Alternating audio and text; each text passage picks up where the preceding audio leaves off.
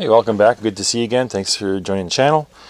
Yeah, so today we got a Nakamichi deck, another Nakamichi deck. This one's a CR-1A. Just like its bigger brother, the CR-2A, this one is a little pared down. It's a little more budget model. It's got less features, and kind of shows here it's got the same layout as before, the 2A, but this one has like less features. It's got your tape selector switches here, 120 70 microsecond Dolby B and C, has a mechanical tape counter, not electronic. It has the LED meters. It's a little scaled down version. This one looks a little beat up though. I think the person that brought this to me, my friend Mike, he brought me the other Nakamichi, the 2A, and he also brought me a JVC deck and a few other items, I think. This one looks like somebody was trying to be a little deceptive when they were selling it. I don't know if he bought it like this or what was going on, but it looks like somebody tried to cover up some scratches with a Sharpie. Did a pretty poor job of it too. This looks terrible. And well, the front of it's okay. It's not damaged. It's got a nice dent in the corner here. But other than that, it's, you know, a few scratches around the edge, but the rest of it's, the face is pretty good. Have a look at the back. I don't know if you noticed something here. It jumps out at me right away. Somebody took a Sharpie and covered over the Made in Taiwan, Republic of China printing here, so I guess they wanted to make it appear a little better than what it is. Nakamichi is a good brand. I don't think you need to resort to covering up where it's manufactured just to make it look a little better, but whatever. So he brought this to me. He wasn't specific on what was wrong with it. He probably, I think he had it in storage for a number of years, and he brought it out to me to repair and service, but I think does have problems. He said something about it does not record, which I find kind of odd because it's all servo controlled functions here. We'll get into that. And he said there might be a problem with this knob. I'm not sure. I had a look inside at the heads. Everything looks normal, not too bad. A little bit dirty, nothing, no big deal. Let's hook up an amp and we'll power this thing up and see how it does. Alright, so we have it all hooked up. Oh, one more thing before I continue. I just wanted to say my channel, Trevor's Bench, it just recently hit 1,000 subscribers. So I just want to thank all those that have subscribed and new subscribers. I just want to say welcome. It's kind of a milestone for me. I've been doing this almost for 2 years now, and you know, I'm committed to doing a new piece of equipment or something different at least every week. So it's kind of nice to see new people finding an interest, and like I said, thanks for joining, and hope you enjoy the videos to come, and you can go back and watch my past catalog if you're interested. But on with this Nakamichi, we have to test it out. So we've got Wang Chung here, and a Wang Chung tonight. Let's see, power. I got power on there. Let's try this.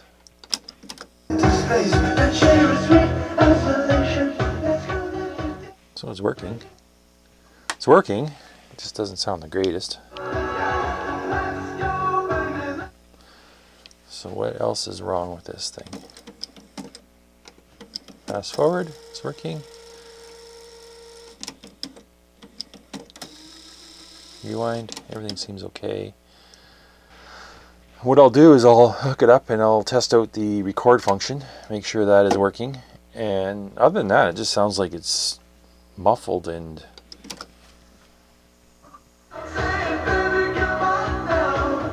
it's not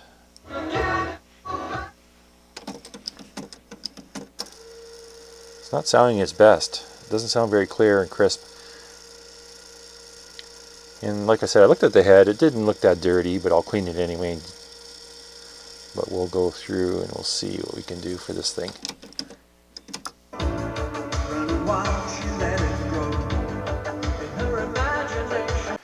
Alright, so I got the cover off, just have a look inside.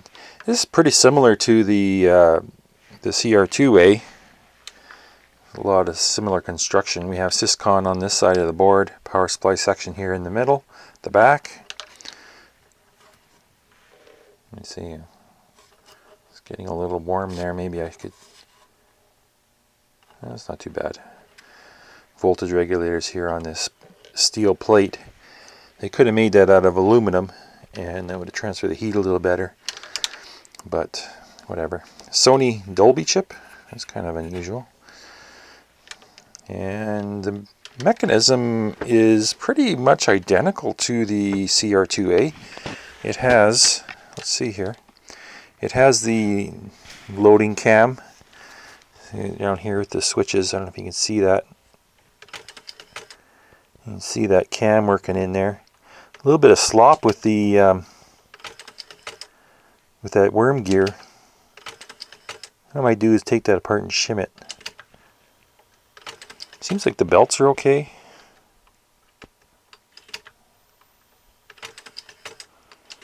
The mechanics are working good.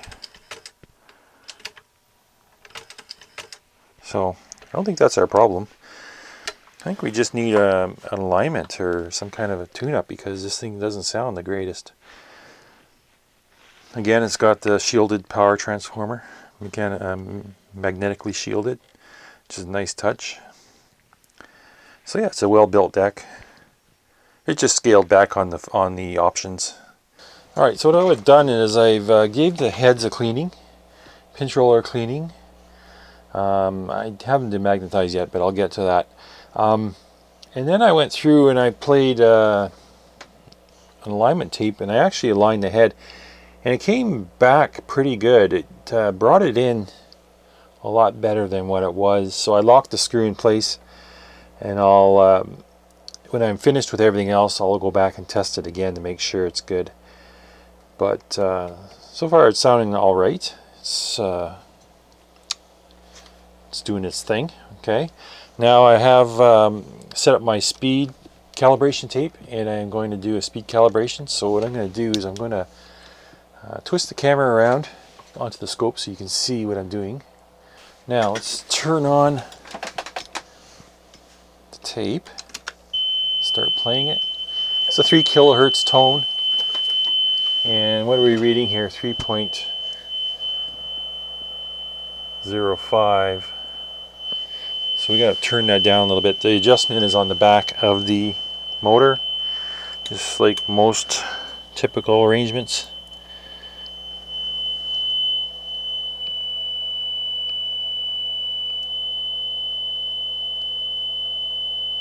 Very touchy. Let's turn this noise down. Okay. I got it about right there. It's about 3 hertz out. I'm going to leave it at that.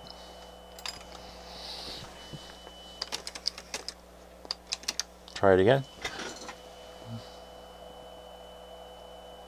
Yeah, it's about 3-4 hertz out. 5.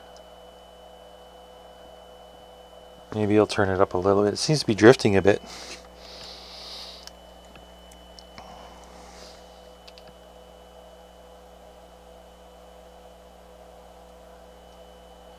It's probably a little bit temperature sensitive, you know, once the motor warms up, and then there it's at 998, 999. Good enough. Leave it at that. Alright, another thing I noticed that it needs attention is the lamp is burned out in the window. So I'm going to have to remove the drive mechanism to get at that. I don't think I can get at this. I'm not even going to attempt taking that plate out with it in the... I'm just going to remove the whole drive assembly. It's pretty simple. There's 1 screw on top, 2 on the bottom. There is, on the harness, there's 2 connectors. And then there's obviously the 2 connectors for the heads. One for the record head, one for the playback record head.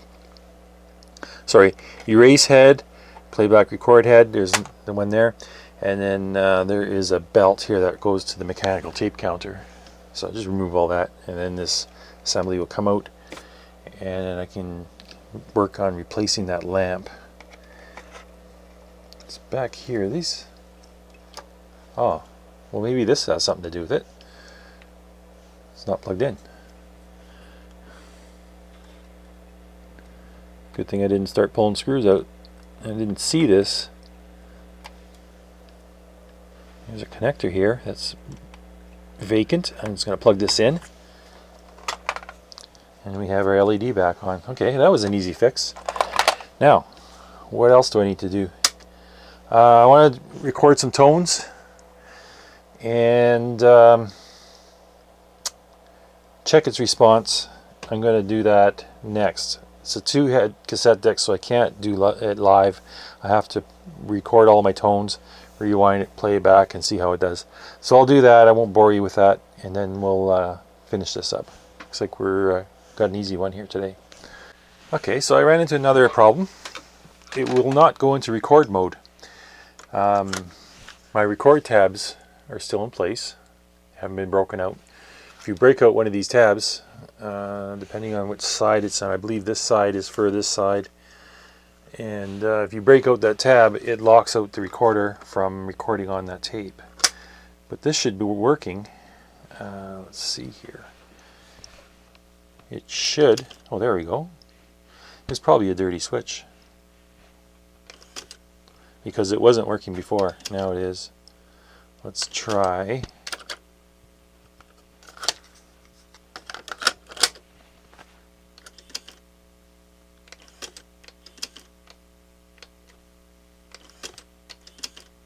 Well, it's working. Okay, maybe I'll take that switch and clean it anyway. Because that's if that switch gets dirty, it might refuse to record. Have a listen to this. It's pretty rusty. Balance pot is just terrible. So yeah, it is not good. What I'll do is I'll just pull this out, remove the nut, remove the pot. I can access it here pretty good, but I want to just remove it just to make sure that I can get it in the right spot. Let's see if I have my tools here. This ain't the right one, is it? 10 mil, no. 11 mil socket.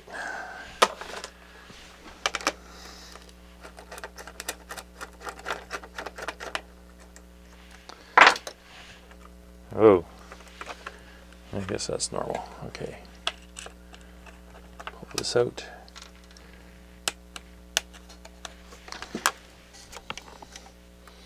There, now we got full access. You can check these joints too, these solder joints. Alright, we'll give it a clean. We have for contact cleaner. I need to buy contact cleaner. I'm actually out of my favorite stuff. So let's try. I'm going to give this stuff a try. I don't know, it's got tetrachloroethylene in it. And carbon dioxide is a propellant, I'm assuming.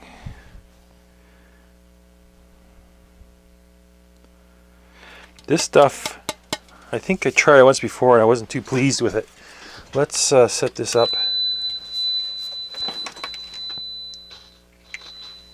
See how this works. Let's shoot it a bit in.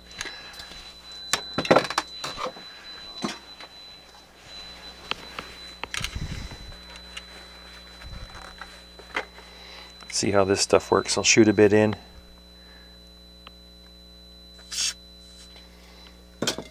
Kind of foams up.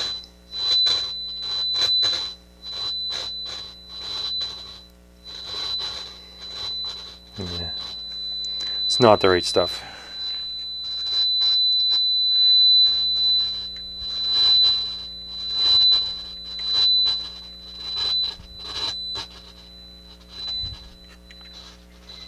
Okay, that was a fail.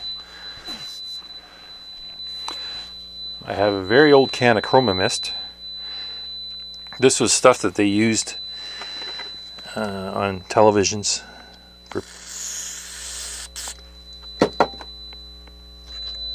Oh, that works.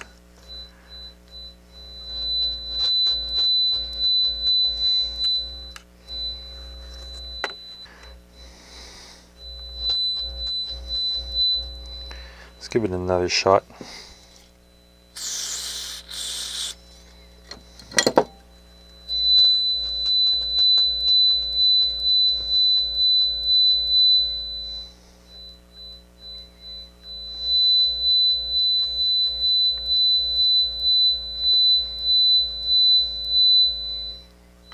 Okay, that's good. Balance pot.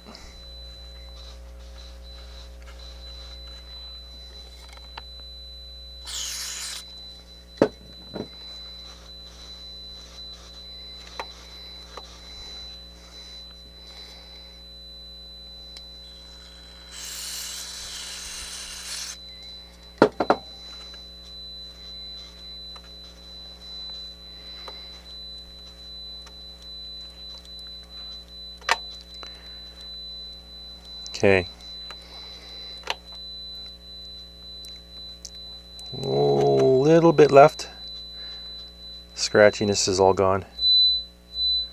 Okay. Let's treat this. That's what we use.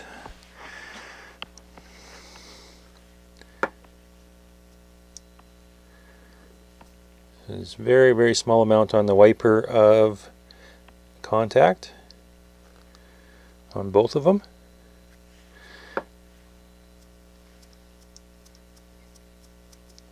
Do the same for the balance pot.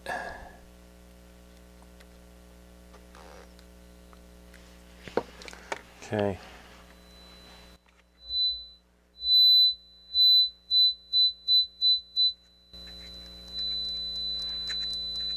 Okay. We're good.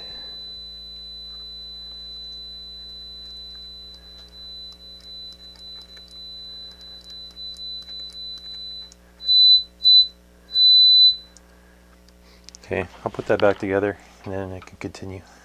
Okay, so we'll give the record lockout switch a little clean. Let's give it an inspection too. Make sure it's not bent or damaged. The contacts are right here and I can close them with my finger. So what I do is take a piece of paper, just regular copy paper, doesn't matter. And I give it a good soaking with contact cleaner.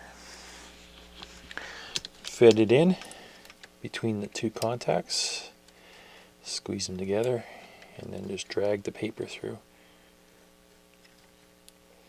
And this will wipe off all the corrosion and buildup on the. Looks pretty clean. I'll give it another one. Yeah, I see a little bit of a line there. Just taking some off. You don't have to press very hard, just press hard enough just to close the contacts and then drag the paper through. And it's still wet with the contact cleaner, so it'll clean it and wipe it off. That's all you do. Okay, here we are back together and everything's working, and I gave it a listen. It sounds pretty good. I don't mind this one at all. It's just a little beat up, and you can see from the face that it's seen a little bit of wear, but that's okay. But yeah, it's a good machine. I'll give it back to him. He should be happy. Not much else to say about this one. It looks like I'm pretty much done. So again, thanks for watching, and I'll see you on the next one. Take care.